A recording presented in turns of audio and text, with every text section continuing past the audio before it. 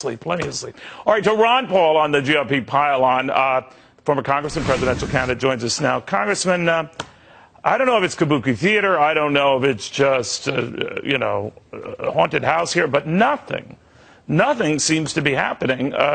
Is it a big deal? Well, on a day-to-day basis, I don't think it's too big a deal because, closing down unessential services isn't a big deal. I think long-term it's a very, very big deal, and we're marching that way. But I think they won't acknowledge what the big deal is. And that is that we can't afford it. For the last 50 years, up to, the big bust in 08 and 09, Republicans and Democrats did pretty well. They fought and argued. But the country still produced enough revenues, and it was still productive enough that you could, you give me my stuff, and I'll give you your stuff, and they got together pretty well. But the world is different now because we're down to the end where it's just not there, and the markets are fragile.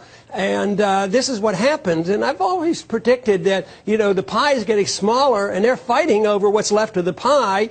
And it gets to be very personal. But they won't address the subject of the big bankruptcy, nor the other big factor is what should the role of government be? As long as they will not even address the subject, can we have endless welfare spending, including Obamacare? And can we have endless overseas spending? Can we have endless monetizing debt with the Fed and think this is going to continue? I think the answer is no, but they won't even talk about it. No, they won't. They don't even agree on the little things. Do you know, I know you've been part of some of these things in the past, but when they meet, when all sides meet in a room and nothing comes of it, do you have any idea what they do in that hour and a half? I mean, I'm just curious. Obviously, they didn't find any common ground, or so it would appear. So I don't know what they talk about. Oh, you're going to watch the game tonight? You think the Red Sox have a chance? What? What are they? They probably do that. I've never been in one of those real important meetings. My meetings were with smaller groups. You sell yourself short, but I saw Speaker Boehner come out and then Harry Reid and Nancy Pelosi. No Mitch McConnell, which was weird, but that's just me. But they all had this grim face, like nothing's going to happen. And the Democratic participants, all the way up to the President of the United States in an interview today, seemed to warn that much more dire stuff was coming down the pike, including a debt crisis that could lead to a solvency crisis or a U.S. default. That is pushing back the debt ceiling. And if we don't do that, what do you make of that? Well, they use that as a threat, and that eventually will be what happens, but I don't think it's on October 17th because, they can pay the interest and do these things. And look, we've been over the debt limit since May, so right. They just ignore it and they fudge it. Well, what is the default, just to be clear, because I always want to make people at home clear at this Congress, and I agree with you that there's a lot of fear-mongering going on.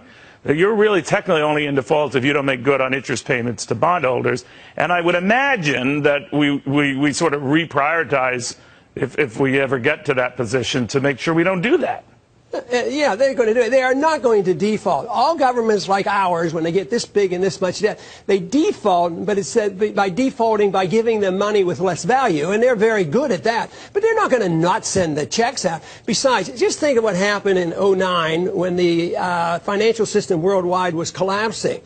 The Fed was involved with trillions. Some people estimate up to $15 trillion in secret. They were able to bail out banks, foreign governments, foreign central banks, and nobody even knew what they were doing. So are they going to allow our Treasury bills, the interest, not to be paid? They're capable of doing whatever they want to do, and all they have to do is write an executive order or have the Fed do it or whatever. Well, that's what might happen. You're right. The president can always intervene and say, that's it, and he'll let the lawyers argue it out. If they don't even come to Congress, for a declaration of war, and Obama was always proud of the fact, I don't need to go to Congress for that. I want these regulations on environment. I'll just do it. I'll write the regulation. So they are arrogant. They're out of control. And that's why we have to have the basic question asked, what really do the people of this country want their government to do? Do they want to spend all this money, or do we want a government that's limited in scope and the protection of liberty and protection of the market, and have a sound currency and a strong military to defend our country? But they're not asking that question. They're saying, how are we going to pull this off? And how many, are we going to go to $90 billion or 120, to keep this thing going of monetizing this debt? At the same time, the Congress is working on the absolute assumption that